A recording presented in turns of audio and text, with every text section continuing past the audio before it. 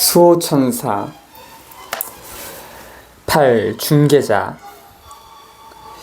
어느 날 오후 주유소 화장실 세면대에서 손을 씻다가 거울을 바라보는데 거울 속에서 한 천사가 모습을 나타냈다. 처음에는 단지 얼굴만 나타났는데 나를 깜짝 놀라게 하는 바람에 나는 소스라치며 뒤로 물러났다. 내가 뒷걸음질 치는 사이 벽에 걸린 거울이 사라지는 듯하더니 천사가 완전한 모습을 드러냈다. 그녀의 눈부신 빛이 그 장소를 가득 채웠다. 내가 입을 열기도 전에 천사가 먼저 말했다. 그녀는 내 이름을 불렀다. 로나, 나는 엘리샤 천사야. 그녀가 손을 뻗어 내 손을 잡았다. 그녀의 손은 깃털 느낌이었으며 내가 그 손을 내려다보았을 때도 역시 깃털을 닮아 있었지만 완전한 인간의 모습이었다. 내가 엘리샤를 그녀라고 부르는 것은 나에게는 그녀가 여성의 모습으로 나타났기 때문이다. 그러나 사실 천사들은 우리처럼 남자도 아니고 여자도 아니다. 그들은 성을 초월한 존재들이다.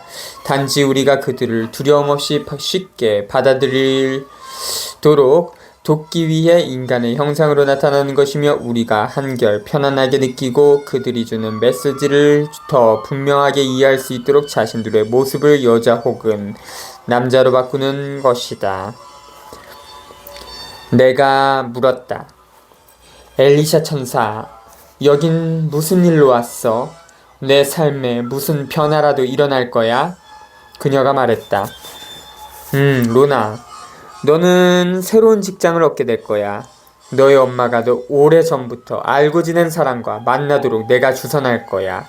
너는 더블린의 백화점에서 새 일자리를 갖게 될 거야. 엘리샤 천사에게 그럼 그 일이 언제 일어날 예정이냐고 물으려는 찰나 누군가 화장실 문을 두드렸다. 나는 소리쳤다. 잠깐만요. 금방 나갈게요. 엘리샤 천사는 깃털처럼 생긴 손가락으로 입을 가리는 신용을 하고는 사라졌다. 나는 새로운 일을 하게 된다는 생각에 무척 흥분이 되었다. 비록 그것이 매일 조를 볼 수 없게 된다는 것을 의미할지라도 새 일자리가 생기면 부모님으로부터 더 독립적이 되고 내가 혼자서 삶을 살아나갈 수 있다는 것을 부모님이 깨닫는데도 도움이 될 것 같았다. 아버지의 보호를 받으며 주유소에서 일하는 한 부모님이 나에 대하여 그런 생각을 하기는 힘들 것이다. 몇 주 뒤 토끼에게 먹이를 주느라 뒷마당에 있는데 어머니가 나에게 아버지에게 부탁해 하루 휴가를 얻으라고 말했다. 함께 시장을 보러 간 지가 너무 오래되었구나. 가게들도 구경하고 시간이 되면 아노트 백화점에서 점심을 먹자. 저도 좋아요. 이튿날 아버지에게 목요일에 하루 휴가를 달라고 부탁하자 아버지는 어머니에게서 이미 얘기를 들었다고 했다. 그래서 그렇게 하기로 확정이 되었다. 천사들은 나를 늘 웃게 하고 미소 짓게 만든다. 나는 이 모든 일이 엘리샤 천사와 관계가 있음을 알았다. 그녀가 상황을 교묘하게 조종해 어머니의 머릿속에 생각들을 집어넣은 것이다. 나는 계획이 펼쳐지는 것을 볼 수 있었으며 그대로 일이 일어나리라는 것을 조금도 의심하지 않았다. 어머니가 자신의 천사들이 하는 말에 귀를 기울인다는 것을 알고 나니 나는 기분이 좋았다. 나는 기대감에 들뜬 마음을 감출 길이 없었다. 어머니와 함께 더블린 시내에서 쇼핑을 한 결과가 어떠하리라는 것을 알고 있었기 때문이다. 그 목요일에 우리는 버스를 타고 시내로 갔다. 평소와 다름없이 거리는 무척 혼잡하고 활기가 넘쳤다. 어머니와 나는 오코넬과 헨리가 메리가에 늘어서 있는 여러 상점들을 드나들면서 수많은 아름다운 물건들을 구경했다. 어머니는 늘 도자기 코너를 둘러보는 것을 좋아했다. 그래서 나는 다른 물건을 보는 척하면서 잠시 따로 떨어졌다. 그때 엘리샤 천사의 목소리가 들렸다. 어머니를 봐, 로나. 복도 아래쪽을 바라보니 어머니가 도자기들을 구경하며 서 있었다. 그곳에서 나는 빛나는 두 존재를 봤다. 하나는 어머니의 수호천사였고 더 놀라운 것은 그 옆에 나의 오빠 크리스토퍼의 영혼이 함께 있었다. 너무도 오랜만이었다. 벌써 몇 해가 흘렀다. 오빠를 보자 나는 너무 흥분이 되었다. 당장 달려가 올드 킬마인햄에서 어렸을 때 그랬던 것처럼 오빠의 손을 잡고 싶었지만 나의 수호천사가 내 발목을 꽉 잡고 바닥에서 떼어놓을 수 없게 만들었다. 내가 너무 흥분하거나 움직이지 말아야 할 상황이면 그는 그렇게 하곤 한다.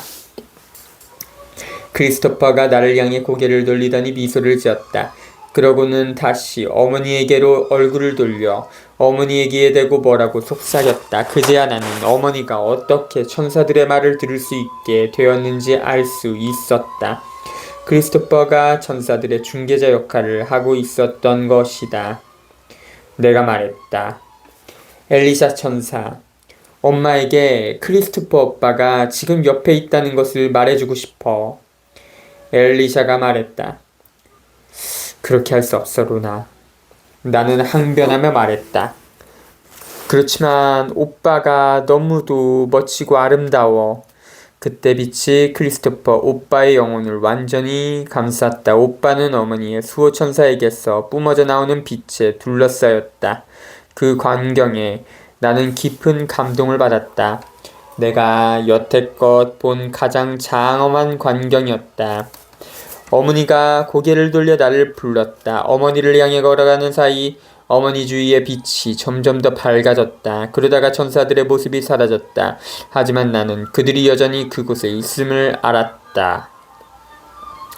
어머니가 말했다. 이제 아노트 백화점으로 가서 점심을 먹자. 백화점 식당 안에는 언제나처럼 긴 줄이 늘어서 있었다. 우리는 먹을 것을 사들고 간신히 테이블 하나를 발견했다. 어머니는 그날 본 멋진 물건들에 대해 이야기했다. 어머니는 스푼 몇 개와 약간의 흠이 있는 접시 하나를 샀다고 했다. 점심을 먹는 동안 어머니가 말했다. 우리는 2시 버스를 타고 집으로 갈 거야. 아직 시간이 충분하니까 메리가에 있는 백화점 한 군데를 더 돌도록 하자. 점심을 먹자마자 우리는 곧바로 메리가로 향했다. 백화점 문을 밀고 들어가는데 엘리샤 천사가 안에 서 있었다. 내게는 그 장소 전체가 강한 에너지로 진동하는 것처럼 느껴졌다. 나는 그 에너지를 느낄 수 있었다. 무엇인가 좋은 일이 나에게 일어나고 있고 어머니에게도 놀라운 일이 기다리고 있다는 것을 나는 알았다. 어머니의 발길이 니트웨어 코너로 향했을 때 한 남자가 어머니에게 다가왔다. 키가 작고 마른 편이었는데 양복 정장을 입고 있었다. 어머니는 그를 알아보지 못하는 듯 했는데 그가 어머니를 알아보고는 어머니의 이름을 불렀다. 남자가 자신을 소개하자 어머니 얼굴에 놀라운 표정이 일었다. 그가 어머니에게 말했다. 분명 저를 기억하실 겁니다. 전에 당신이 살던 거리에 살았었거든요. 밖에서 몇 번 같이 데이트도 했는데요. 어머니 얼굴이 갑자기 환해지면서 그를 알아봤다. 두 사람은 웃으면서 대화를 나눴다. 어머니는 옆에 서 있는 내 존재는 모두 잊은 듯했다. 그러다가 그 남자가 어머니에게 물었다. 로즈, 함께 있는 이 처녀는 누군가요? 혹시 딸인가요? 어머니가 대답했다. 네, 내 딸 루나예요.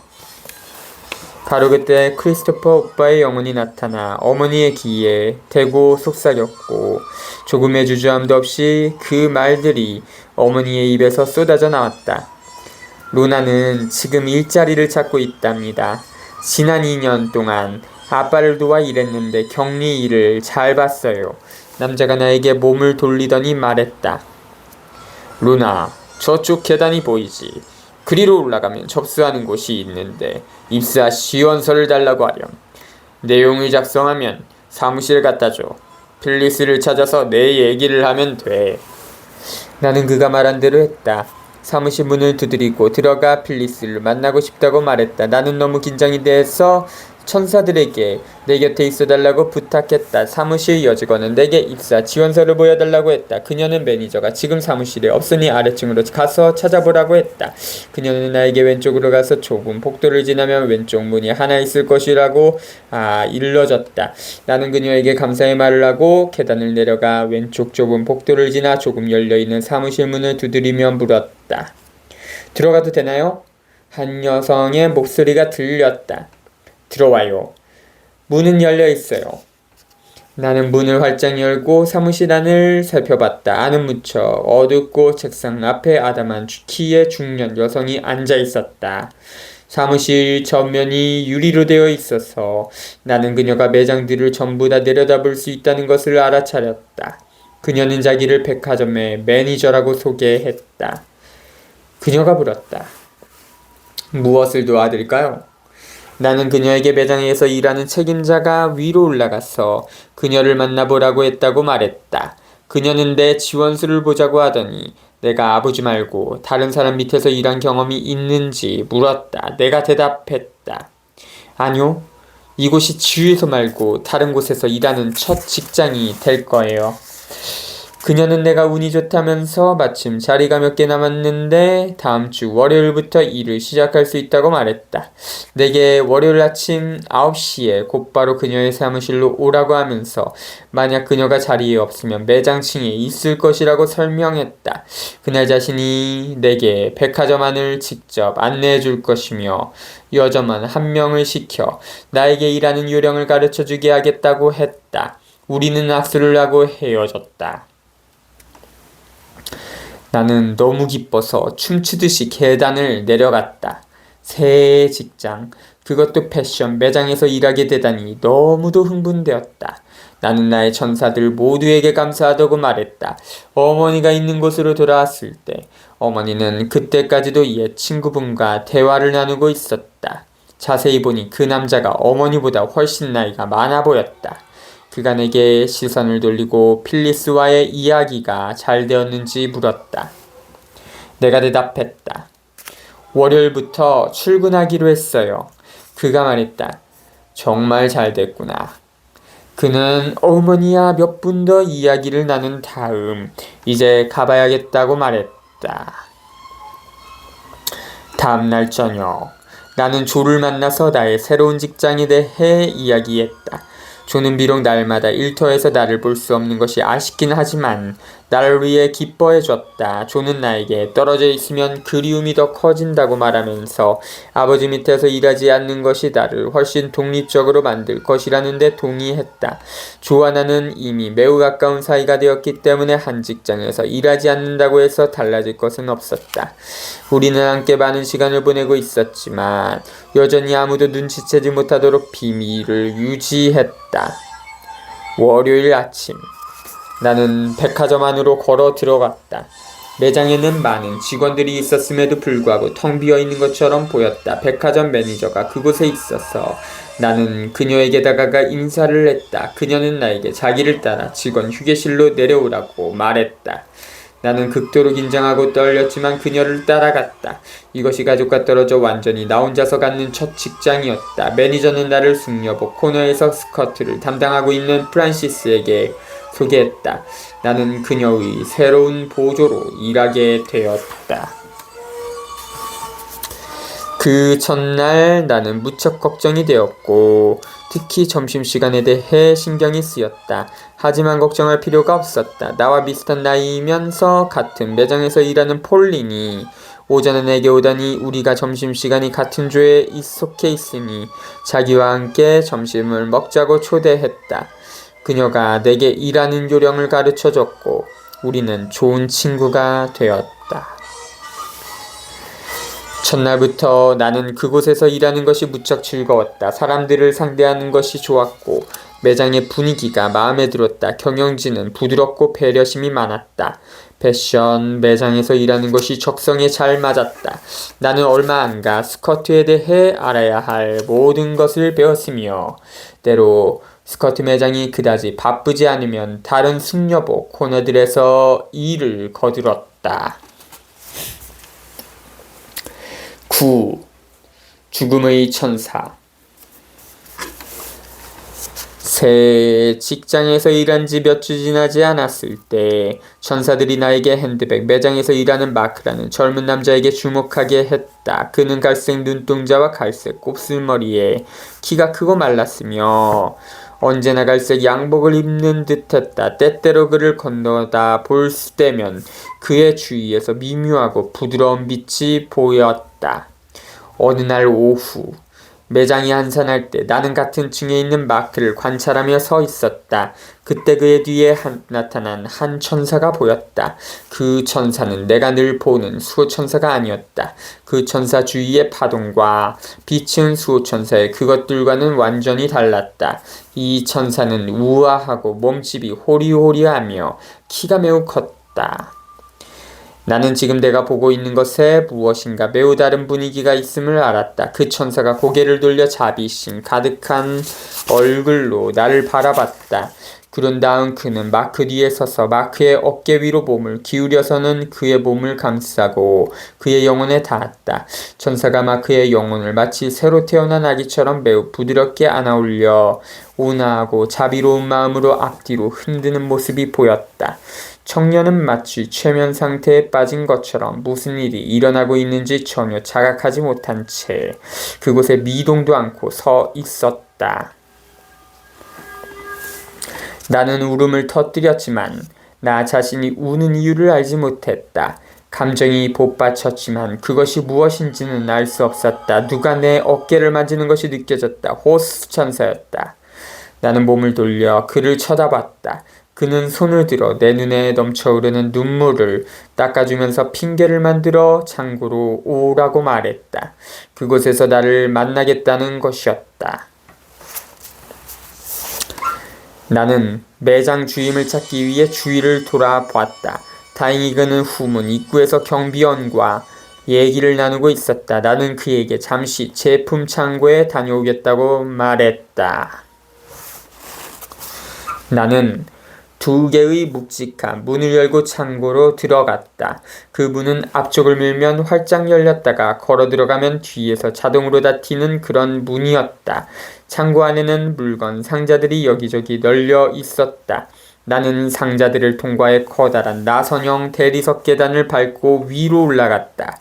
의류 창고는 3개의 층을 더 올라간 꼭대기층에 있었다. 나는 최대한 빨리 계단을 뛰어 올라가 작은 문을 열었다. 실내는 불빛이 흐렸고 선반들과 옷상자들로 가득했다. 나는 선반들을 따라 주위를 둘러봤다.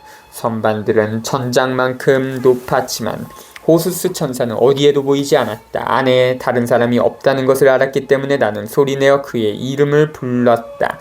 선반의 맨 끝까지 걸어갔더니 호수스 천사가 그곳 구석의 옷상자 위에 앉아서 나를 기다리고 있었다. 그를 봤을 때 내 심장이 쿵쾅거렸다.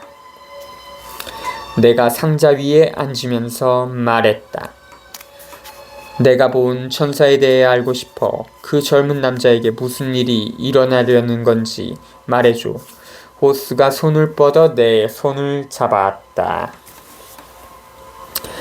나는 너에게 조금밖에 말해줄 수 없어. 네가 본 그 천사는 달라. 그는 죽음의 천사야.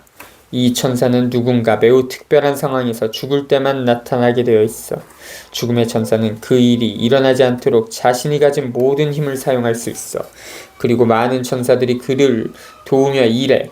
예를 들어 어떤 조직이 무고한 사람들의 삶을 파괴할 잔악한 행위를 계획하고 있을 때 죽음의 천사는 관련된 사람들에게 신이 그 일이 일어나는 걸 원치 않는다는 것을 설득시키기 위해 오랫동안 노력을 하지. 전쟁이 일어나서는 안 돼. 오직 평화만이 있어야만 돼.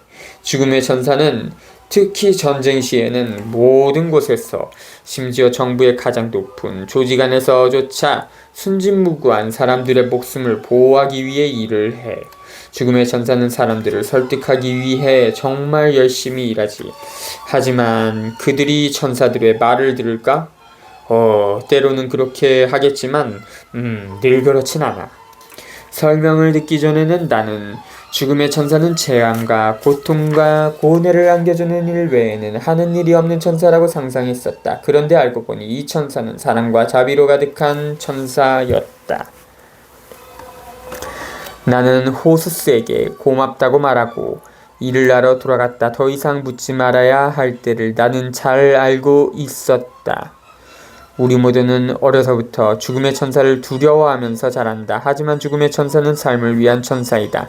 죽음의 천사는 살아있는 존재들을 대신해서 옳고 정의로운 것을 위해 싸우는 좋은 천사이다. 그 순간부터 나는 마크에 대해 더 많은 주의를 기울이게 되었다. 그를 바라볼 때마다 매번 죽음의 천사도 함께 봤다. 그의 수호천사도 그와 함께 있다는 것은 알았지만 내 눈에는 한 번도 보이지 않았다. 날마다 나의 관심이 마크에게로 향했다.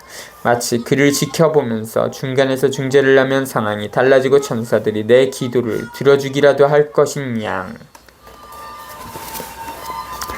대개는 2명의 여점원이 핸드백 매장에서 마크와 함께 일했다. 그런데 하루는 놀랍게도 내가 자신을 지켜보고 있다는 것을 마크가 눈치챘음을 알게 됐다.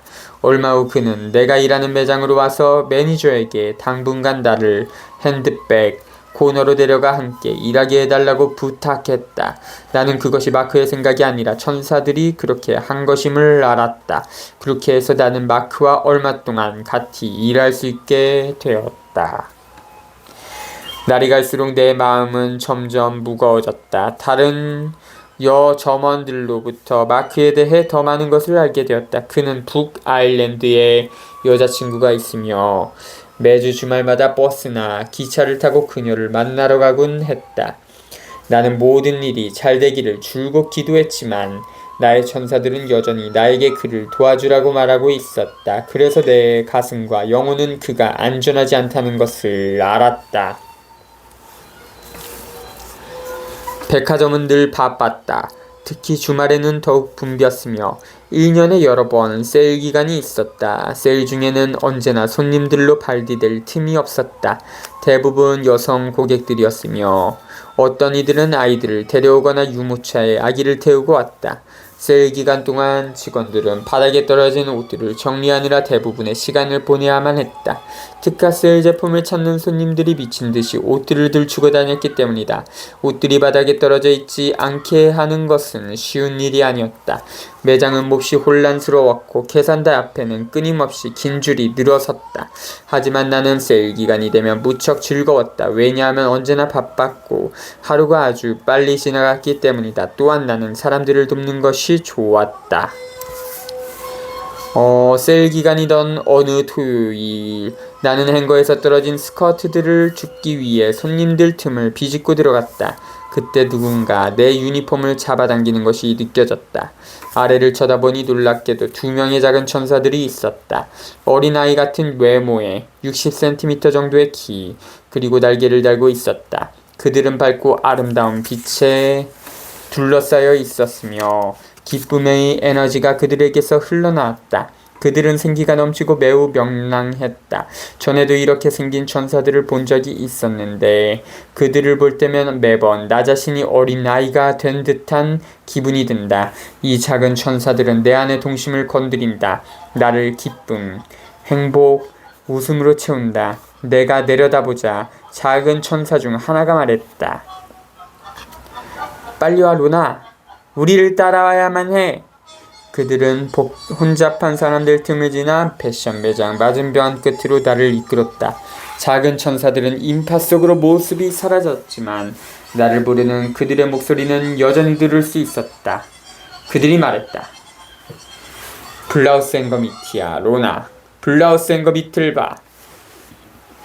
블라우스 앤거 밑에 다다른 나는 그곳에서 자신들이 원하는 블라우스를 고르기 위해 싸우듯이 덤비는 수많은 여성 고객들을 보았다.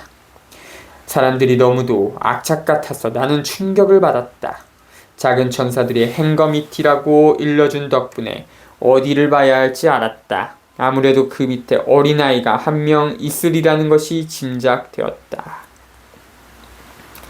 나는 블라우스를 정돈하는 것처럼 양해를 구하면서 여성 고객들 사이로 비집고 들어갔다.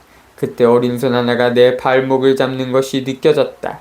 나는 손님들을 밀쳐내고 몸을 숙여 어린아이를 들어 올렸다. 인파 사이를 빠져나가자 곧바로 한 엄마가 달려와 내가 안고 있는 아이가 자신의 아이라고 말했다. 나는 그녀에게 이곳은 어린아이를 혼자 두기에는 너무 위험한 장소라고 말했다. 하지만 그녀는 내 말을 무시하고 내 팔에서 아이를 빼앗아 얼른 가버렸다. 작은 두 천사는 슬픈 표정을 지었다. 나는 그들에게 말했다. 저 엄마는 내 말을 들으려고 하지 않아. 작은 두 천사는 나에게 그 여성과 아이를 따라가라고 하면서 그녀에게서 눈을 떼지 말라고 했다. 작은 천사들 역시 그들을 뒤따라갔으며 나는 그 아이 엄마의 수호 천사가 그녀의 귀에 대고 속삭이는 것을 볼 수 있었다. 나는 그들을 시야에서 놓치지 않으려고 애를 썼지만 중간중간 고객들이 나에게 끊임없이 도움을 요청했기 때문에 쉽지 않았다. 어디든 대혼란이었다. 기회 있을 때마다 나는 그 여성과 아이를 살펴봤으며 작은 천사들은 빗줄기를 쏘아 나를 도와줬다. 그 빛을 볼 때마다 안도감을 느꼈다. 갑자기 작은 천사들이 또다시 내 옷깃을 잡아당겼다. 그들은 말했다. 빨리 와.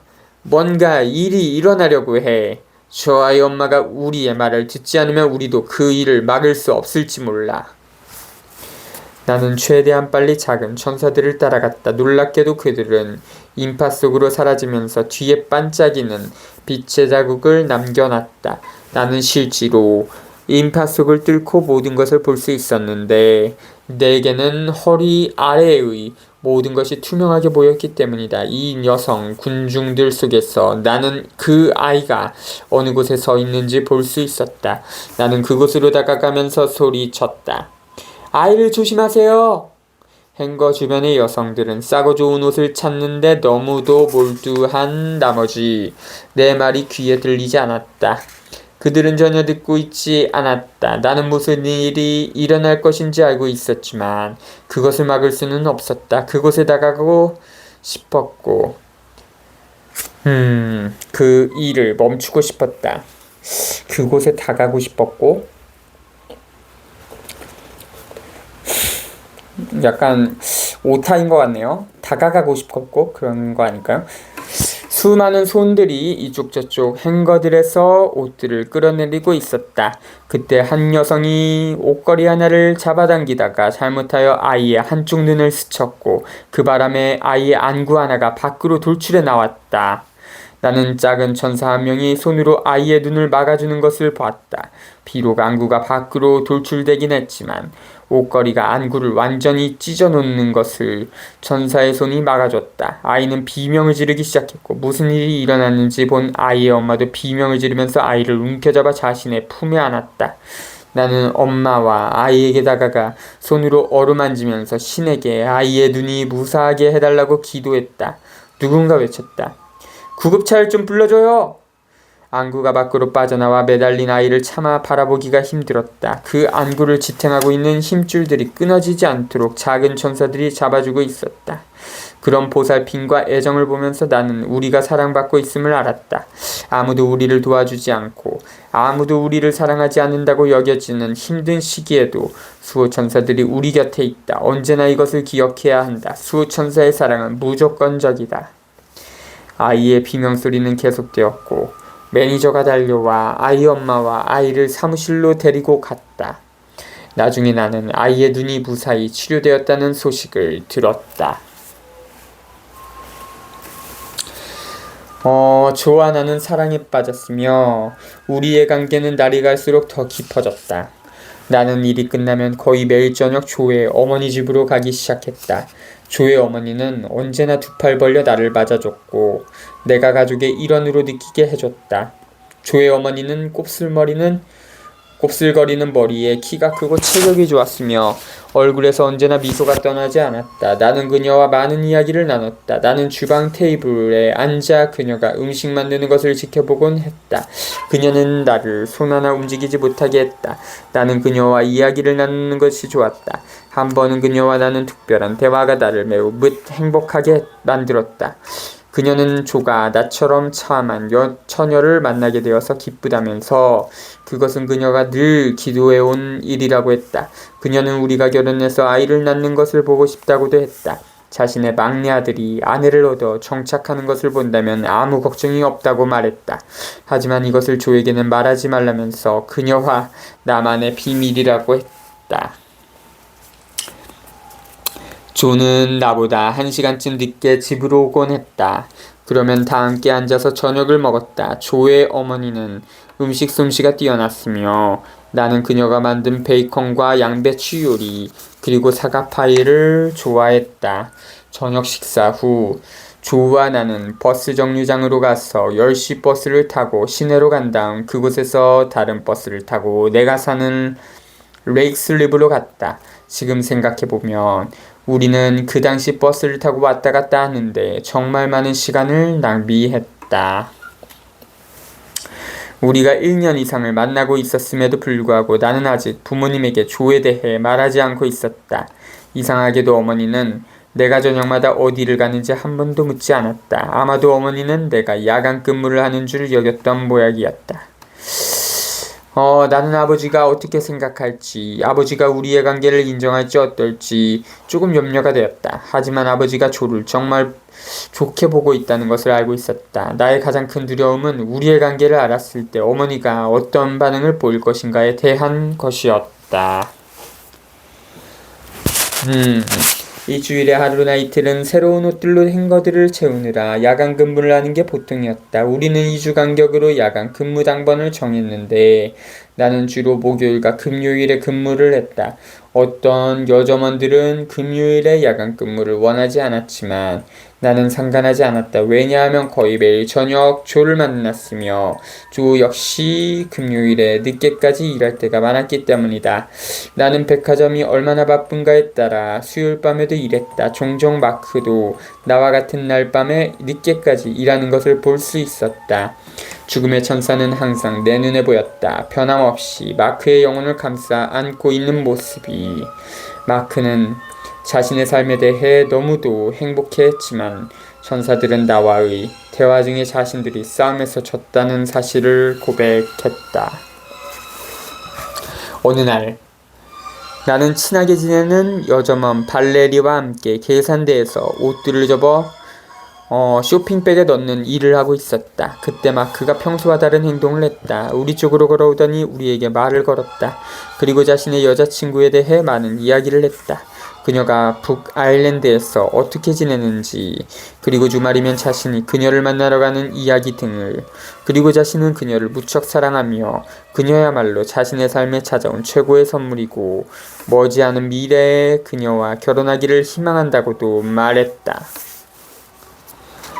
나는 그의 아름다운 천사가 마치 그가 세상에서 가장 소중한 인간 존재이기라도 한 것처럼 그를 껴안고 있는 것을 보고 몸을 떨었다.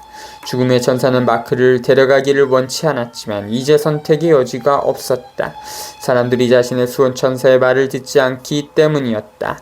나는 그 천사가 내게 하는 말을 분명하게 들을 수 있었다. 나는 손을 뻗어 마크뿐만 아니라 죽음의 천사도 어루만질 수 있었지만 그렇게 하지 말라고 그 천사는 말했다. 그러고 나서 마크는 이만 자리로 가봐야겠다고 말했다. 나는 발레리에게 화장실에 간다고 말하고 자리를 떴다. 매장에서 뛰어나가 후문을 통과해 화장실로 들어간 나는 그곳에 앉아 울음을 터뜨렸다. 마침내 간신히 용기를 내어 일을 하러 돌아왔다. 너무 슬프고 너무 무력함을 느꼈기 때문에 일하는 내내 천사들을 불렀다. 백화점에서 일한 지 1년쯤 지난 어느 날 나는 야간 근무를 해달라는 요청을 받았고 그렇게 하기로 했다. 내가 그곳에 있어야만 한다는 것을 나는 알았다. 마크 역시 늦게까지 일하고 있었던 것이다. 일을 하는 틈틈이 나는 마크와 그의 천사를 주시했으며 그때마다 기도를 했다. 마크의 큰 기쁨과 행복, 자신의 여자친구를 향한 그의 깊은 사랑을 느낄 수 있었다. 그가 이미 그녀와 결혼을 약속했으며 그녀와의 미래를 꿈꾸고 있음을 확신할 수 있었다. 그것이 그의 삶의 목표였다. 다른 사람들은 모두 퇴근하고 매장 매니저와 마크, 그리고 나만 남았다.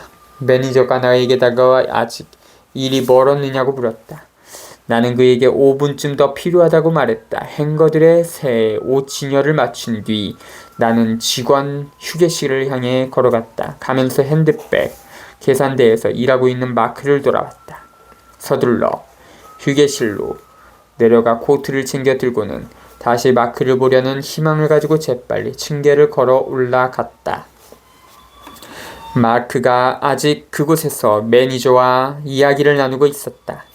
나는 그것이 내가 그를 보는 마지막이라는 것을 알았다. 내 뒤에서 백화점 문이 닫혔다. 백화점 뒤쪽의 주차장을 지나 골목길을 걸어가면서 나는 천사들에게 도움을 요청했다. 나는 너무도 힘이 없었다. 갑자기 천사들이 밝은 빛 속에 나타나 나를 에워싸고 내 몸에서 내 영혼을 들어올렸다. 그 순간부터 나는 아무것도 기억나지 않는다. 그날 저녁 어떻게 집에 갔는지조차 기억나지 않는다. 그 밖의 일들도. 다음날 아침 일어나서야 천사들이 내 영혼을 데려가 영적으로 마크와 함께 있을 수 있도록 했음을 알았다. 내 몸과 영혼을 하나의 실로 연결시킨 채. 이튿날 아침 침대에서 일어났을 때 내 몸이 너무도 가벼워서 바닥에 발이 닿는 것조차 느끼기 어려울 정도였다. 내 안에서 깊은 고요와 침묵이 느껴졌다. 나는 천천히 옷을 입고 아래층으로 내려갔다. 기운이 없고 몸이 아팠다. 주방에 있던 어머니가 나에게 괜찮으냐고 물으면서 내 얼굴이 몹시 창백해 보인다고 했다. 나는 차 한 잔을 따라 토스트 한 조각과 함께 들고 나의 애완동물 토끼를 살펴보기 위해 뒷마당으로 갔다. 하지만 그것은 핑계에 불과했다. 어머니를 걱정시키고 싶지 않았다. 나는 어머니에게 인사를 하고 집을 나서 버스 정류장을 향해 걸어갔다. 그때 2명의 천사가 내 양옆에서 나를 들고 가고 있는 것을 알아차렸다. 나는 미소를 지으며 천사들에게 말했다. 고마워. 내 몸이 좀 더 나아지도록 도와줘. 그렇지 않으면 오늘 하루 버틸 수 있을 것 같지가 않아. 이것도 오타 같네요. 있을 같지가 않아. 나는 천사들이 내 귀에 속삭이는 말을 들을 수 있었다. 걱정하지 마 루나. 우리가 너를 보살펴줄게. 도로를 가로질러 버스 정류장으로 가자 10명도 넘는 사람들이 버스를 기다리고 있었다. 그곳으로 다가가면서 나는 천사들에게 부탁했다. 버스에 앉을 자리가 있게 해줘. 도저히 서서 갈 수가 없을 것 같아. 몇 분 안에 버스가 도착했다. 사람들로 가득했지만 다행히 맨 뒷자리에 앉을 수가 있었다. 나는 곧 잠이 들었다가 부스럭거리는 소리에 잠이 깨었다. 바로 내 앞에 앉은 남자가 조간 신문을 읽고 있었다. 신문의 머릿기사에 이렇게 적혀 있었다. 더블린 시내에서 한 남자가 총에 맞아 쓰러지다.